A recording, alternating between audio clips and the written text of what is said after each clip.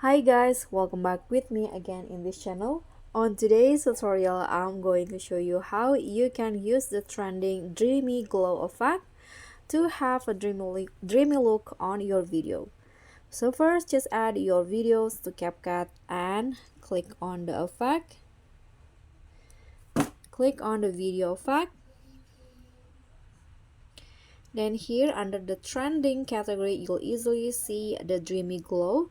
But if you cannot find it on the trending, just click on the light effect category, then select the dreamy glow. So this is the dreamy look on your video, but you can always adjust it more.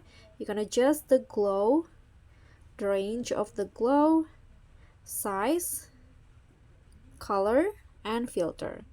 When you're done, just click on a check icon and just apply it to the entire clip. And that's all for me. Thank you so much for watching. Don't forget to like, comment, and subscribe. Also click on thanks. Bye!